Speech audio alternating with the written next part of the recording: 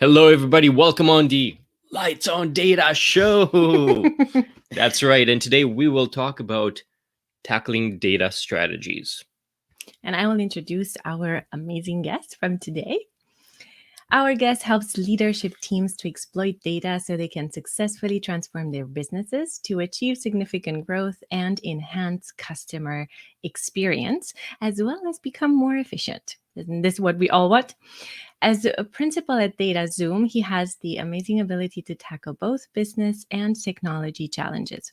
He has 20 years of experience in international environments in the UK, Europe, Africa, USA, all gained from consulting and strategy roles across a variety of sectors, including aerospace and defense, government, high-end luxury retail, postal, and telecoms. Wow. That's a lot of experience. And he also frequently shares his knowledge as a conference speaker, contributor to charities, as a fundraiser, and is also a youth champion of social enterprise working knowledge. Everyone, please welcome Samir Sharma. Hello, Samir. Welcome. Hello, thank you. Look, that's a great introduction. Thank you so much, Diana. Fantastic. Well, it's all true. Well, it is, yes, and I often forget that. Well, that's a good reminder here. Now everybody knows. Yes. Samir, tell us a little bit about yourself, about your hobbies, interests, your superpowers. My superpowers. Well, listen, I was a semi-pro tennis player at one point in my life. No way. You know, that's one of my superpowers. But unfortunately, after playing so much tennis and pounding my knees, I've had to give it up, and I've got bad knees now, so I can't really play tennis any longer. But I did that, so that was one of my superpowers. And who's your favorite tennis player? Oh, of all time, you know what? It was Ivan Lendl. He was my favorite. He was the most awesome guy in the world. Amazing. Yeah, I like Agassi. Of old time. Okay. Yeah, I'm old school. Yeah, I'm a lot older than you. So, Samir, is there anything from tennis that you feel it translates to the world of data? Wow. Maybe the back and forth, that we have to do with our clients, and so George started with the hard questions already. I think tennis probably set up quite a lot of just things around resilience, and believing in your game, and absolutely making sure that you craft. You've done those 10,000 hours. You've really, know how to do your backhand, you know how to do your forehand, and you're continuously trying to perfect. So I think, with everything that I do in my life, I probably associate the same things. Try and perfect it. I'm never going to get to true perfection. That's never going to be there. But the iteration of getting better and better and better is the same with data strategy. I think the idea that you're starting from a foundational place which might not be so mature, but then you're moving up that maturity curve, and you're playing the better forehands, and you're being more offensive, or you're being defensive. So it's very similar to data strategy. Now, I've never thought about it in that way, but I must say that's pretty cool. It's a nice way to good analogy. And as Bill Porter is saying here, knowing what the score is sometimes important. So yes, absolutely, Bill. Absolutely. Actually, theoretically, you should be able to play the same no matter what the score is, right? So to play as if there is no score, and if your life depends on it. I just want to add something, because I play tennis myself, and my dad was saying, I wanted you to play tennis because the match is not lost until the last point is played. Correct. So you still have your chance, even though you have the other one has match point. And I think it makes you a fighter to think like that. It's true, Diana, and there's always an amount of strategy involved in what you're doing. I mean, unfortunately, the thing is when you're playing singles, it's very much about one-on-one, and that mindset and the positivity and the psychology of being able to win. And I think that translates very much into the same competitive landscape that lots of organizations are working in today. They are fundamentally driving, or striving to be the best in their area, in their sector, in their industry. And they can do it through a number of different kind of transformations, and one of those is data. So for me, it's always been about not just being able to relentlessly move forward and absolutely win, like you said, and having the right strategy when you go into a game is the same as when you're going into business. Well, as Suraj is saying, loving it, and you crushed that answer, I gotta say. Yeah. Like Scott Taylor is mentioning, data strategy is the new tennis. Yeah, it is the new tennis. I think we're growing something here in this episode. Yeah, exactly. This is the new narrative. Yes. So, Samir, why data strategy? How did you start to do what you're doing right now? What's your story? Yeah, it's a really great question, Diana. So, as you said in the introduction, I have worked across a number of different industries. I've worked in the consulting world, but I've also worked on the industry side. I've worked for a number of very large firms. And what happened is, in around 2012, I worked for a company where I set up.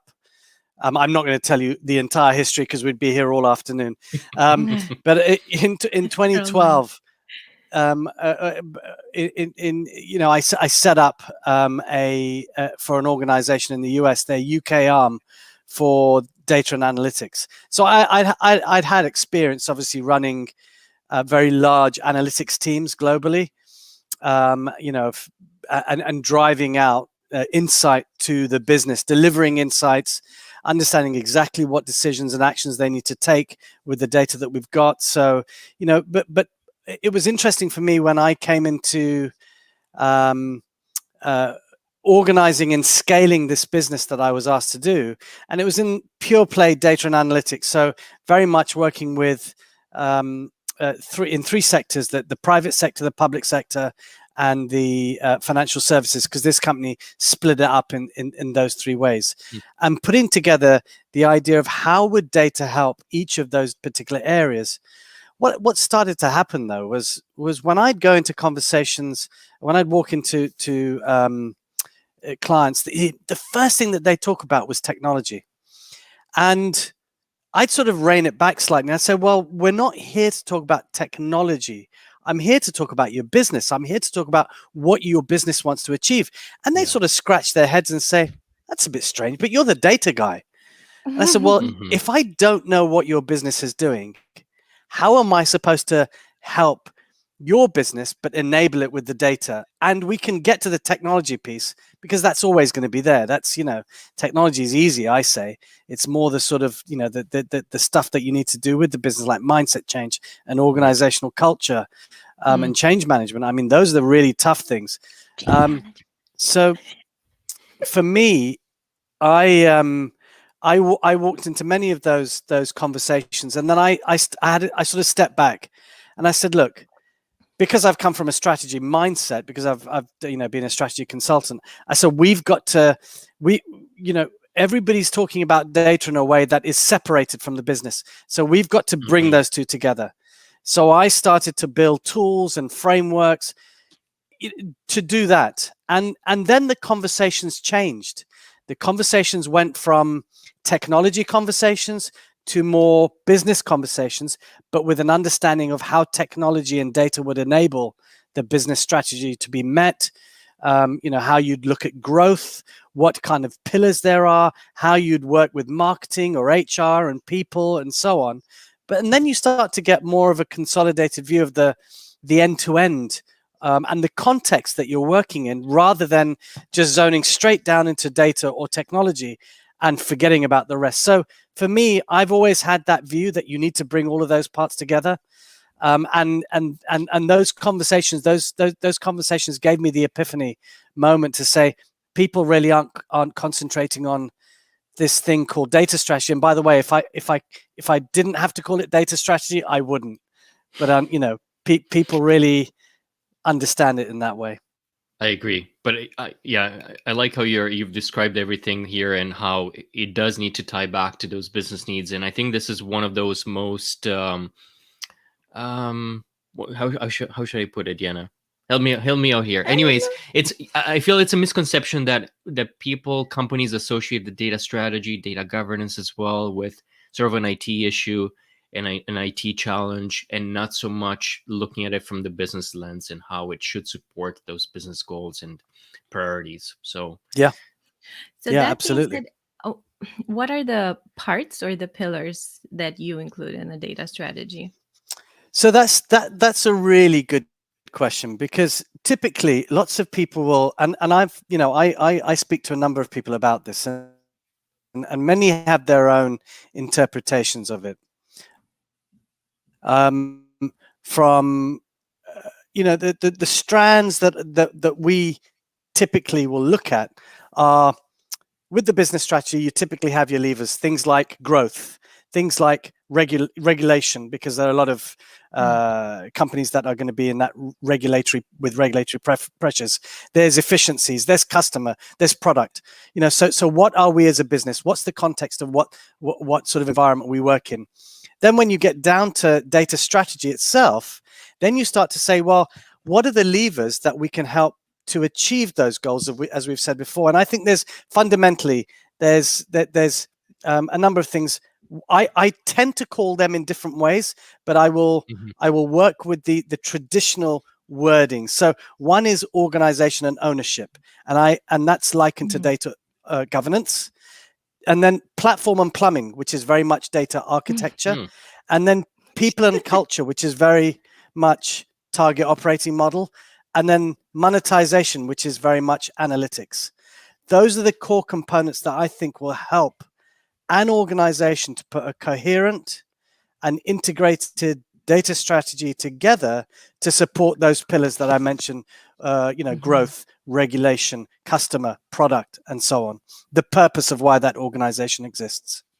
And is the monetization part how you're driving information, knowledge, meaning out of the data, or is it a monetization on this is how much we need to spend on data analytics in order to achieve these business goals? Yeah, so it's a good question. There's two things here, and I think if I look back at the type of if I split those two things into half, if I look at the data governance and the data architecture piece, and I'll probably say those are the defensive actions that an organization needs to take. The target operating model and the monetization piece is the offensive things that they need to do. So these are two things that most organizations have to ensure that, one, while they're laying the foundations, that they're equally creating value from the data that they are generating, whether that's internal data or external data. And therefore, that monetization piece is, how do we get closer to the customer? How do we offer them different products? How do we start to understand their needs? And it's not about selling data. It's not about that. I don't believe that that's the real monetization effect. The real monetization effect is, how do we get value out of this thing called data, but that it will drive new revenue streams, for example. That is monetization for me. Right. So the idea of having those two things together is what most people are challenged with.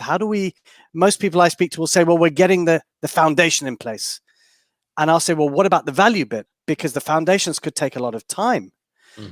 So we need to put those two together, but we need to step through them in a way that provides the business lines of business with value, but equally making sure that we are having a grounded foundation element that helps to sustain what the defensive position is. In the business. So in essence, a part of the data strategy, the recommendation is to try and tackle these 4 different areas at the same time, chipping away a little bit at each one of them in parallel. Yeah, and this is the idea that I talk about around understanding the context. And the context gives us the purpose of the organization. The second thing is, you can look at it in a way that's, if you look at a top-down view of data strategy, the top-down view would typically be, let's take all of the different strategies for those lines of business and then start to build out how data and digital and cloud are going to absolutely, support those.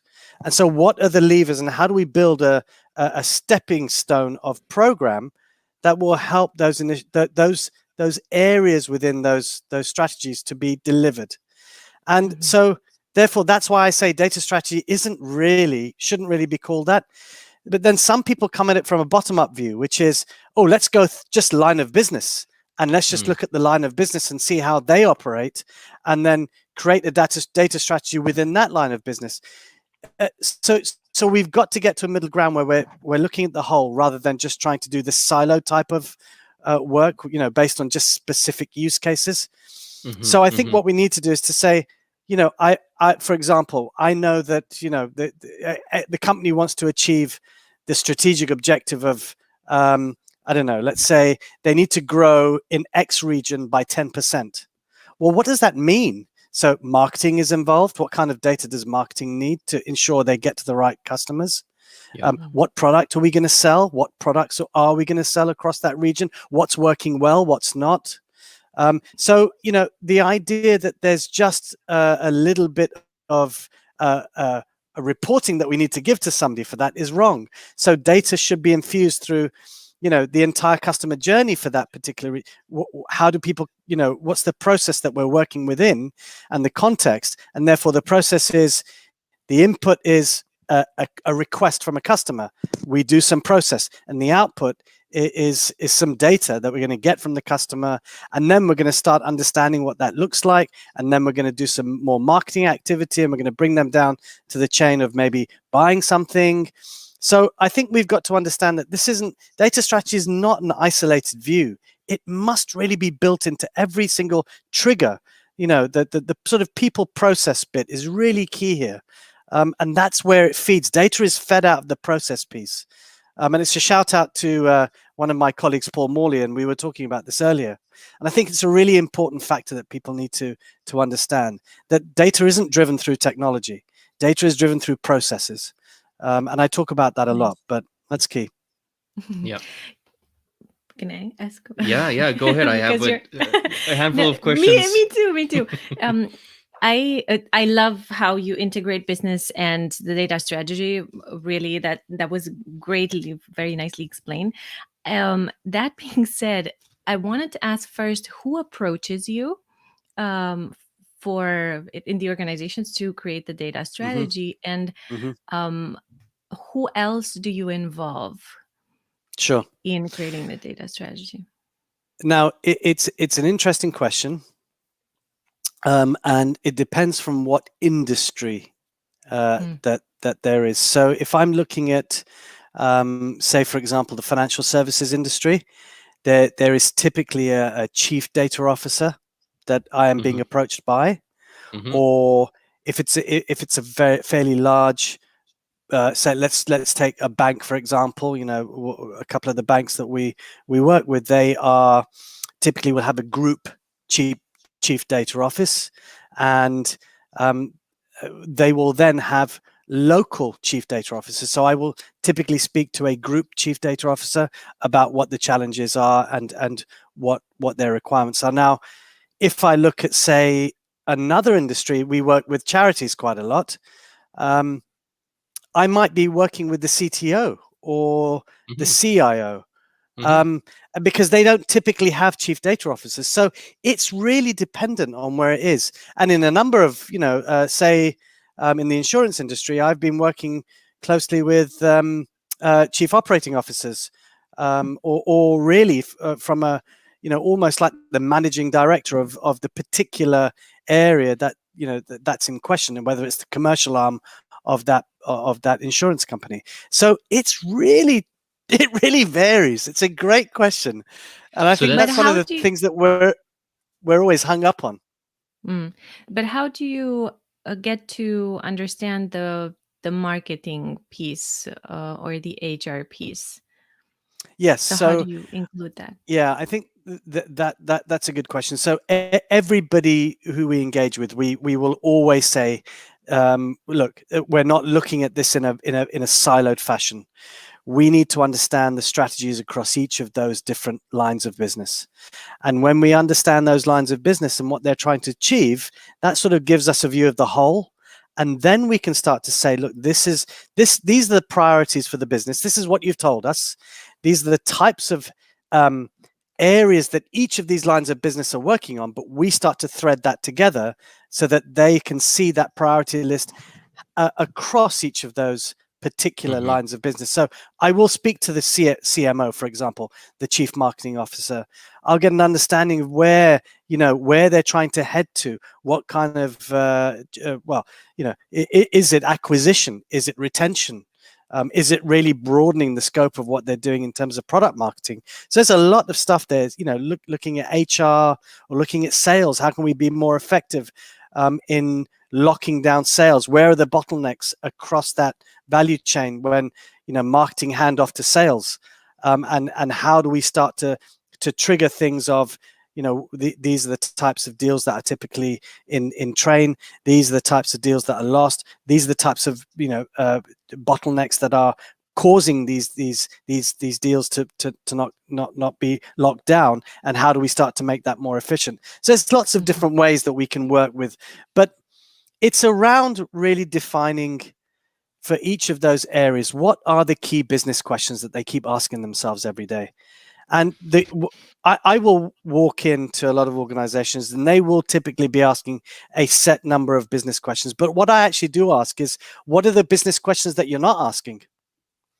And that throws in a really kind of, oh, well, that's an interesting question. If we put it like that, then we have to start thinking about what we're not asking, and that throws up a new view of the world, which is really cool for them.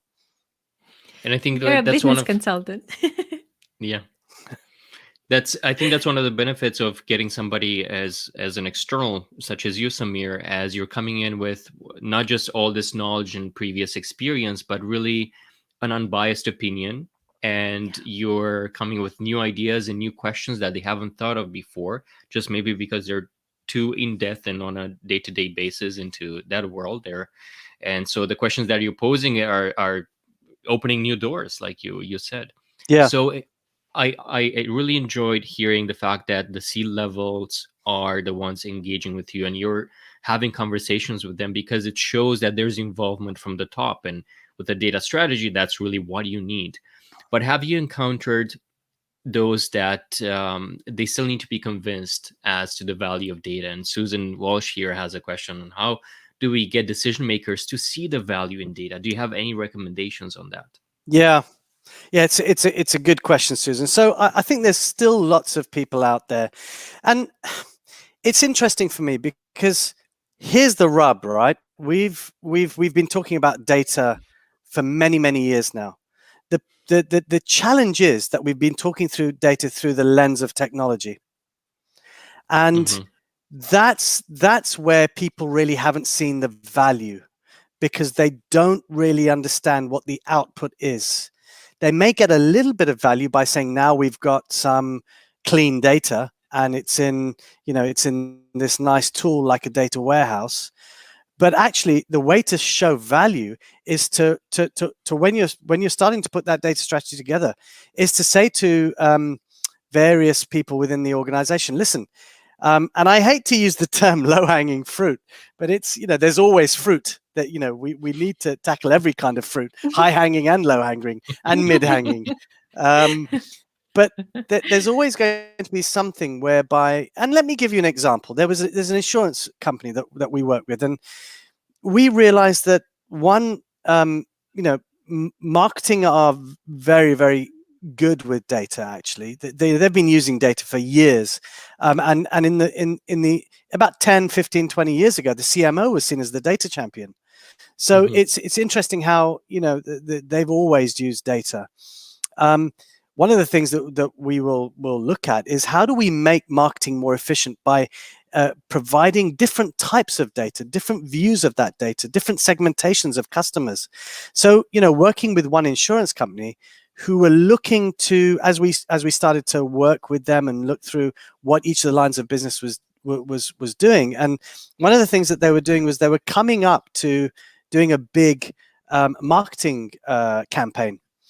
And to Susan's point, I think we the CMO has said, well, we typically get X amount in conversion. I said, well, look, using data, I think we can probably double or triple that conversion. And typically they were getting about 6 to 7% conversion rate, which actually for a marketing campaign is pretty good. Normally, typically they're about 2 to 3%. Some can be quite amazing, but it depends on how much, you're using data. So we said, look, why don't we drive this through the lens of data? And we'll show you the value in just putting together, as you start to run the campaign with your outbound campaign agents and so on. We'll start to analyze the effectiveness of the specific messages, the specific scripts, the time of day, the conversion rates on that time of day, the segments within the demographics of people that you're speaking to, and so on. So on the fly, literally every day, and this campaign went over the course of 4 weeks. There was a big process involved in terms of how many touch points they were allowed to have and what they needed to send out as part of the process. But we were able to literally start to analyze the day of the campaign. And at the end of the day, we would look at the results and say, right, tomorrow we're going to absolutely change it like this. And we'd sit down with the CMO, we'd talk to her about the results, and we say, this is what we see in the data. We need to switch script 2, and we need to put 2B onto these agents, and we need to train them up in the morning, and the person who's been driving 2B will need to do that training. But immediately it gave her a sense of, oh, so we're actually starting to see how we can pivot within that marketing campaign immediately, and then driving different behaviors from the people who are speaking to the customers, and then understanding, the 45 to 60s were a better conversion time at 3 to 4 in the afternoon, and therefore, using script 3, and it was an easier way of then being able to understand what was going on. So typically, you wouldn't do that. You'd probably do that after every kind of, couple of weeks, and start to analyze that in a way of how well have we done in the campaign so far. But we were actually doing, campaign analysis and providing very key actionable outputs on dashboards, which were very raw, very simple, no fancy stuff. But people understood what it was telling them. So they were then able to, implicitly understand it and make the corrections themselves. So that was the value that we showed them. And, after 4 weeks, that was almost, it was about 650,000 in revenue, net revenue for them. And that was almost above a 40% conversion rate, just using data. So it's not difficult, this stuff. I think the thing is, we need to, get a handle on just how that value should be shown. And once you show that value, then everybody else says, hey, I want a bit of that, and then you start to get more people understanding the value of what you can do with it. It's maybe just a little bit more difficult to get that first example in the door, and showing that it does work, because it's great if somebody says, yeah, let's just give it a try. You just want a chance, and then you can definitely prove and show that value. But identifying that champion initially, I think it's very important that you can work with them, showcase the value, run some sort of a pilot, and then everybody else is seeing, oh yeah, we want on that bag, on that wagon. Is there? Go ahead. Carry on, Diana. Is there any time frame for the data strategy?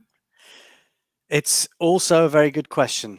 I don't believe there is a time frame. So let's have a look at it this way. A business strategy. Is there a time frame for a business strategy?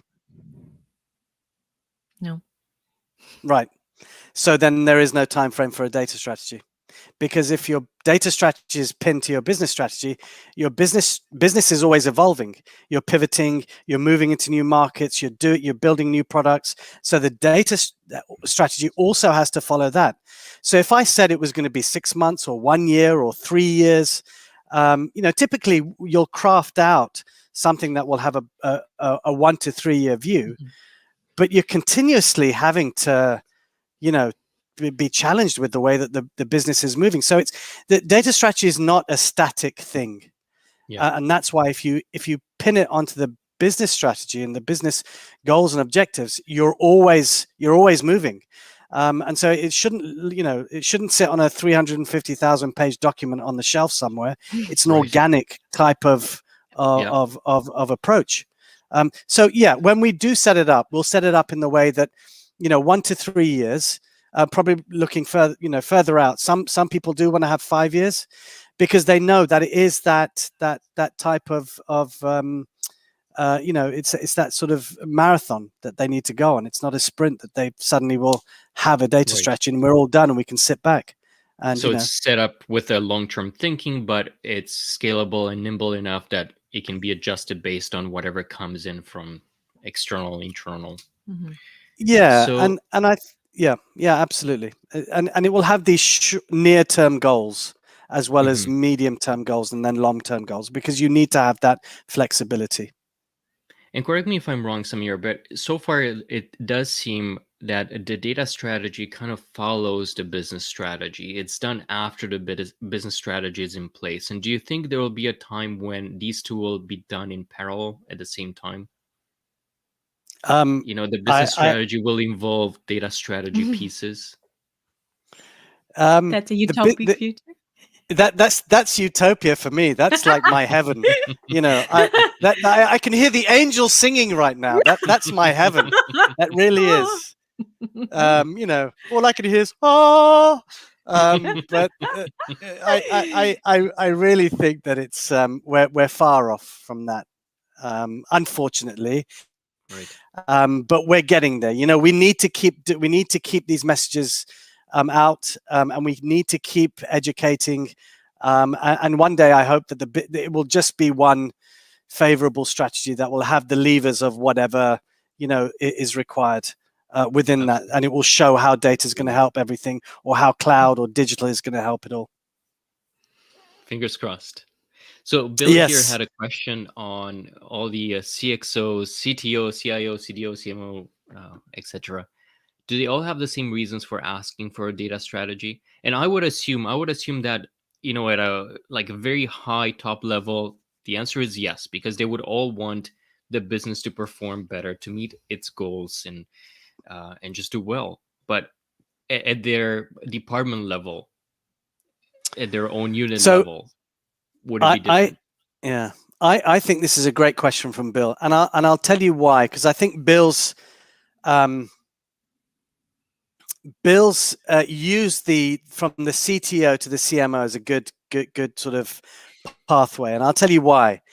Typically, the CTO and CIO are very much aware of data strategy, but their view of data strategy is very much, let's get the plumbing and let's get the architecture in place, and let's make sure security is wrapped up, and let's make sure the infrastructure really is done, and we can serve the business and make sure we can have the types of technology components in place. Whereas the CMO or the COO in particular is looking still at the operational. How do we create operational opportunities to advance the business, either in optimization or supply chain optimization, or efficiencies across different departments and so on. So I think there's generally always going to be two very different types of ways that most of the C-suite are going to ask for it, and I think that's the bit which I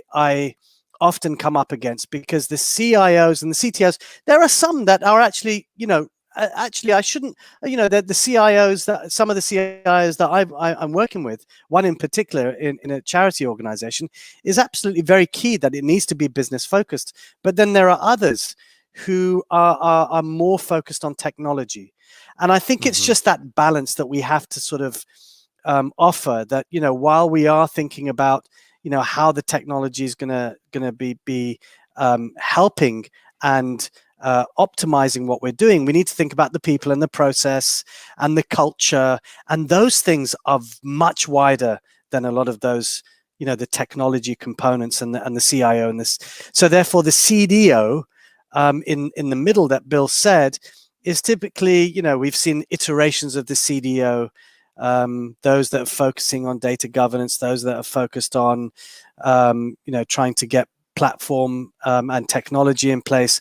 So even we get flavors of CDOs as well. And so I think it's when I'm asked by many people, where does the data, who owns the data strategy, who drives it, who it's a very tough question. It's not always, it's where I think the person who's closest to the customer, sometimes the person who's looking at more of that growth and revenue targets and so on, where can we get closer to the edge? I think and sometimes I think the COO is very valid in that position. You mentioned that some people just focus on technology, and I guess this is one of the challenges, right? To explain that it's not only about that. And I wanted to ask, what other challenges do you encounter when it comes to creating a data strategy in organizations? Yeah, here's I tend to talk about, which is the really funny thing for a data guy. And I'll walk into many C-suites, and I'll actually start talking about the culture of the organization.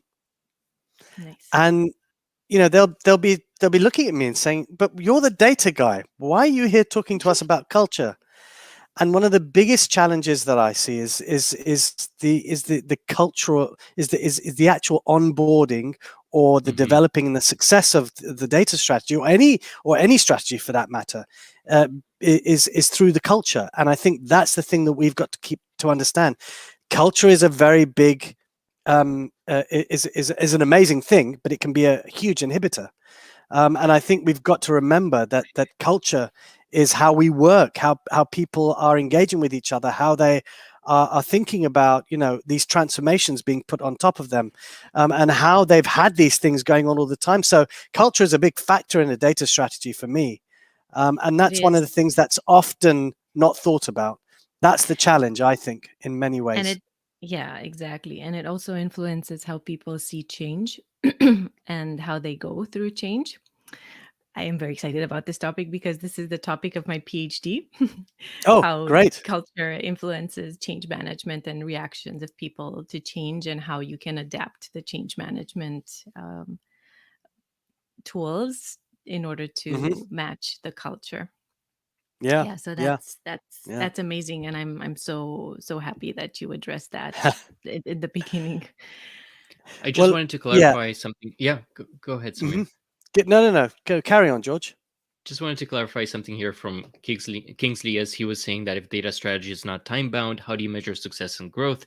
Shouldn't there be some short-term goals that will build towards long-term goals? There should Correct. be. Shouldn't it be timed? And my understanding is that, yes, you do have short-term goals, Yes. mid-term, long-term, but it's not time-bound in the sense that data strategy is something that's ongoing, that's ever evolving, it keeps on changing, similar to the business strategy that you've explained that, Samir. Yeah, and I think, as I explained earlier, don't get me wrong, you've got to show value. You can't have a data strategy not showing value for 3 years. You've got to have something within the first 3 months, and you've got to show that actually you are building on top of that success and you're able to keep developing. And there are going to be some setbacks, absolutely, because it's an iteration. You're always learning about stuff. Not everything is going to be absolutely perfect. Somebody earlier on sent me a message saying that they have the perfect platform in the world that will help all of their problems, and I just thought, that's not true. That will never be true. So we know that there'll be some that there'll always be that iterative view of it. We have to keep learning. We have to test, learn, build, roll out. Don't forget, we've got to get it into production. We've got to get the right people in place. We've got to, whatever we're building is not just sitting in pilot world. We've got to move it into a production environment. And that's the other key challenge that I see a lot of people doing is, just continuously doing POCs and oh, that's good. But and then the business saying, well, how do we get that into an environment where we can use it? And I think, that comes together in a very different way when we actually put together a holistic, data strategy, which does take into consideration the operating model of how we not just engage with the business, but how we engage with the data and technology teams. So they're all facets of the data strategy that has to be really understood and driving out those short-term, medium-term, and long-term goals. So it's a good question, and I just think we need to keep at it. Otherwise, I've seen some data strategies that I'm often asked to review data strategies for organizations, and I've seen some which don't get value until 12 to 18 months, which is just strange for me. I never understand that. And that plays into Alberto's question here: data strategy versus time to market. What happens when the plan fails, and what do you do there? Do you need to prep the stakeholders that, hey, I mean, there is a chance of failure here, but let's work in such a way that we could, come back from it and address it. Yeah, and I think that whole time to market and understanding that we are building something. And we're going to try building an MVP, for example, a minimum viable product, which isn't going to be the all singing and all dancing, but we're actually going to be testing it. And those components of that will help us to understand whether we can get it to market quicker. And are we actually on the right path? But, we to use the old adage, we fail early. We help ourselves. And we know that we are going to be looking at certain areas which will never be straightforward. It will never be simple, and that's why I say it's always an iteration. So the time to market factor, I'll give you an example. We were working with a very large logistics company, and one of the issues that they'd had for years, which was through their network, their supply chain, was really how did they start to get objects from one end to the other more in a more optimized way. Well, we literally did some very quick and dirty analysis across that supply chain, and we found that there was some human problems in there. Not that so the data highlighted very quickly that all we needed to do was change a few processes, retrain some people, and guess what? They were able to save just over £1 million in their business. So £1 million. Quid is the way that it's slang. I'm sure people understand it. But I think these are the things that you can do. And it is about testing and trialing. It's not always going to go straight. It's, there are things that it's not about putting a dashboard in. It's not about that anymore. It's about the business value across that whole chain. And data isn't the last mile thing. Data is upstream. It's in the value chain, and you're really trying to understand where that piece of data is required for a decision, or is it being triggered from one system to another, or is it going into an application that needs to be driven for maybe some kind of credit checks. So gone are the days that we're having a dashboard at the end of the chain that's going to give us the all singing and all dancing light show, to use your lights on data.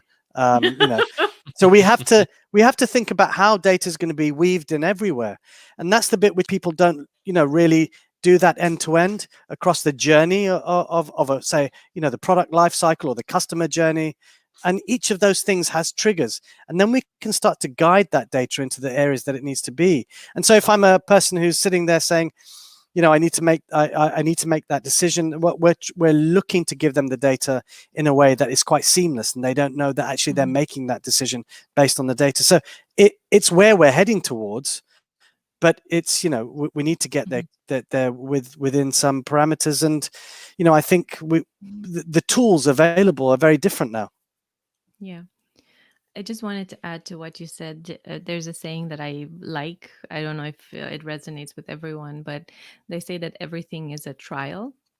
And to me, in my mind, that works very well, because that means that if you have a failure of sorts, it can be a bigger one, a smaller one, that's okay. You just continue, and there's no end date to the improvement. And I think that works even in our personal lives and also in our professional lives. Yeah, you're right. We're always building on top of it. Pretty much.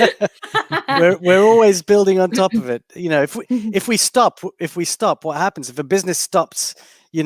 iterating and continuing, what happens to them? They will die. I mean, it's, they need to keep going on. They need to keep finding new revenue streams, new markets, new products, new customers. So they just can't say we're done. That's never the case. So to your point, yeah, absolutely. I gotta say, Samir, there are a lot of comments coming in, and I'll just put this one from Anna Maria mentioning that I love your culture-oriented view as a data person and that you brought that to light. So I think this is resonating with a lot of people. So you had Thank you, Anna Maria. A lot of clicks here. And I do want to tell everybody, please follow Samir Sharma on LinkedIn if you aren't already. He's always putting great content, and he has a great data strategy podcast as well. And definitely check out datazuum.com and find out what they're offering there. And they have a great blog with great content too. So if you're hungry for more content, more information and knowledge, definitely do check that out. Mm-hmm. Thank you very much for that, George. Here. I know we're approaching an end here, but I just want to take a couple more Carry questions. on. And there's one from sure.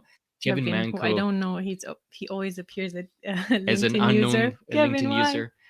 So any advice on gaining buy-in and presenting value when data-driven decision-making is new to an organization? And I know you touched on it, and you gave a great example on how value could be shown.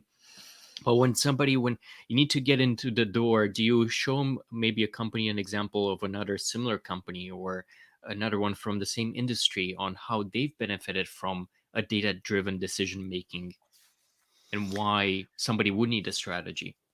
Do you ever need to make that business case? Of course, I think one does need to show that, and I think it's the other thing that I do here is just go through a series of questions. So I built lots of tools, lots of canvases that help us start articulating the opportunities that companies have within their existing landscape.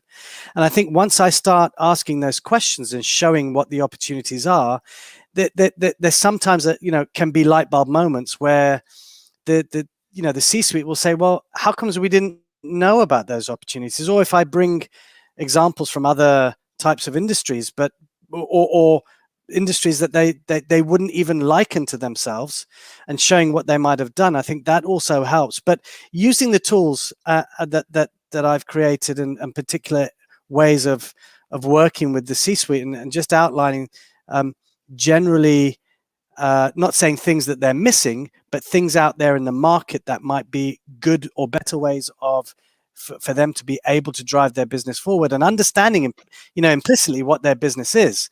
That's the other thing. You really need to understand that, and you need to do your homework. Every time I do a data strategy podcast, I do my homework. I drill down on those guests. I get to know who they are, and then I ask them, questions that they said, where did you get that from? How did you know that? So the same thing.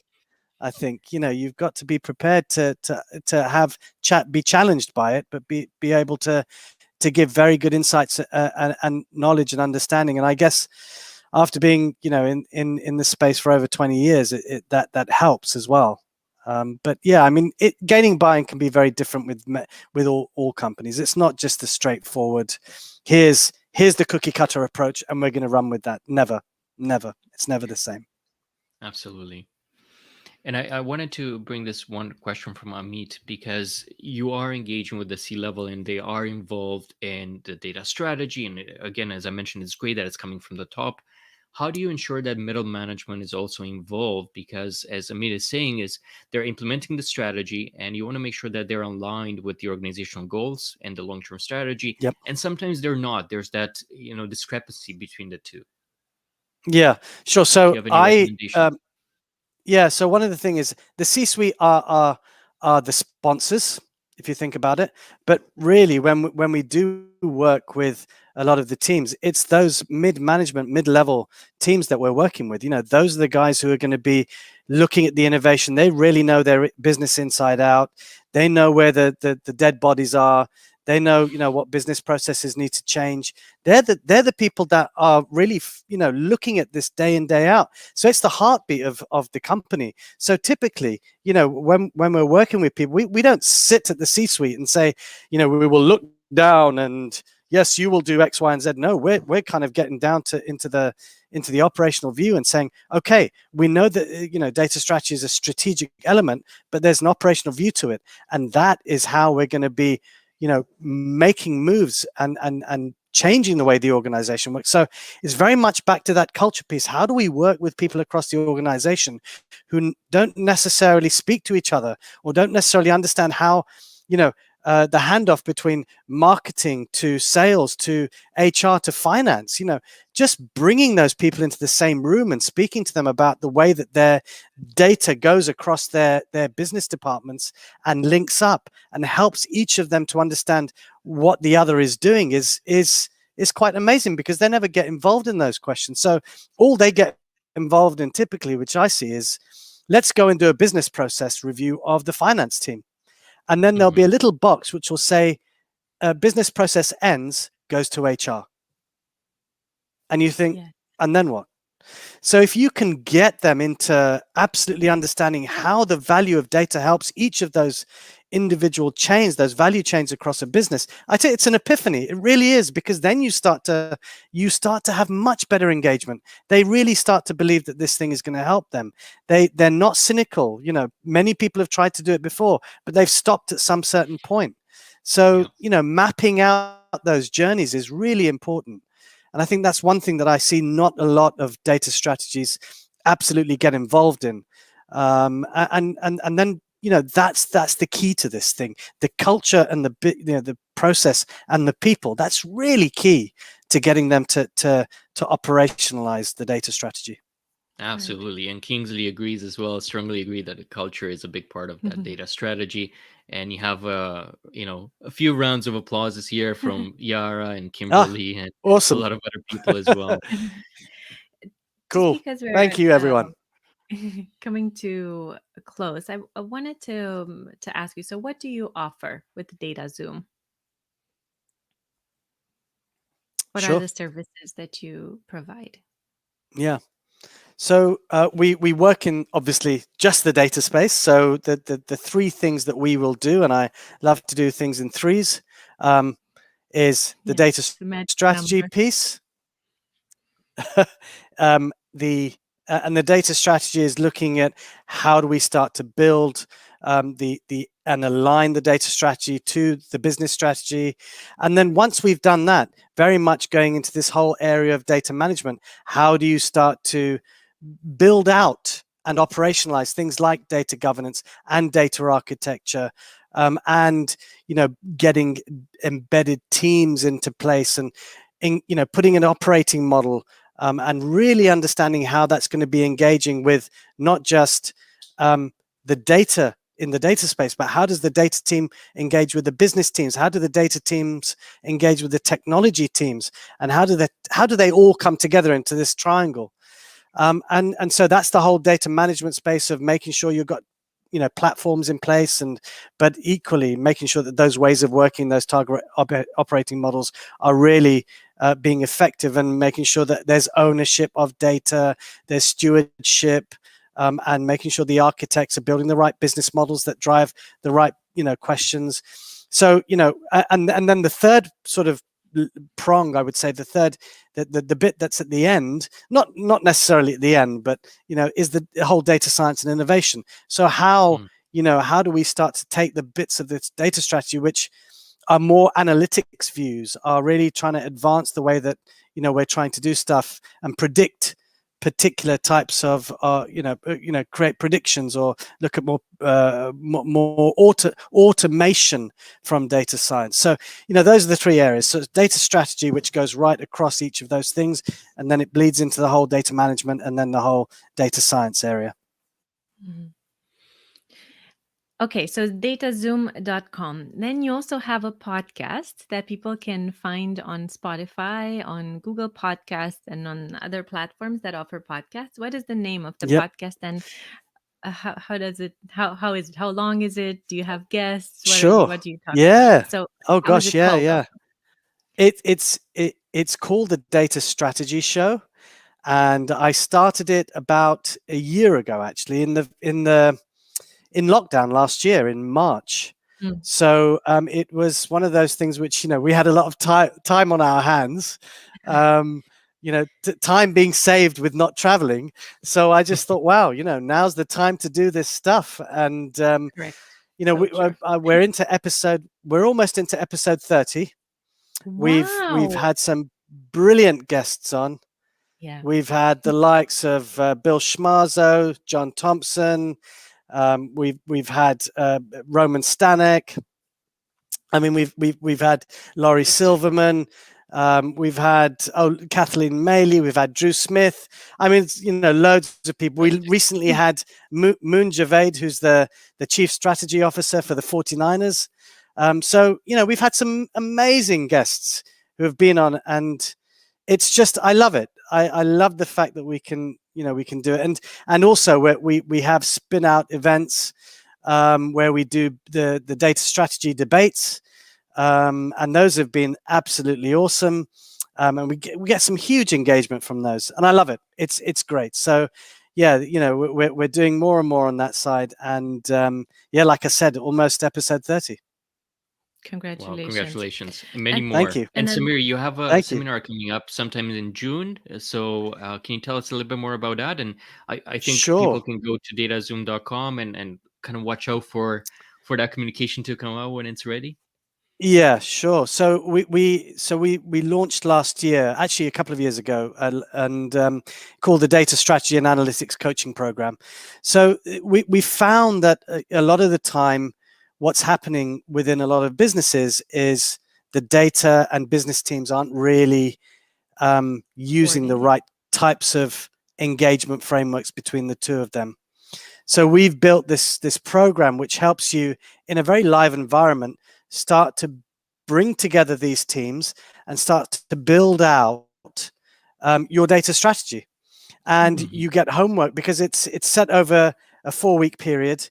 You're in one 4 half days, and literally between those sessions, you've got a week to go back to your business and start to embed the technique, start to ask the questions, start to really build out your high level data strategy. So we're seeing that's been quite an amazing area where people are finding it very interesting to build those bridges between their business partners and their data partners, and to really get onto the same page and speak the same language.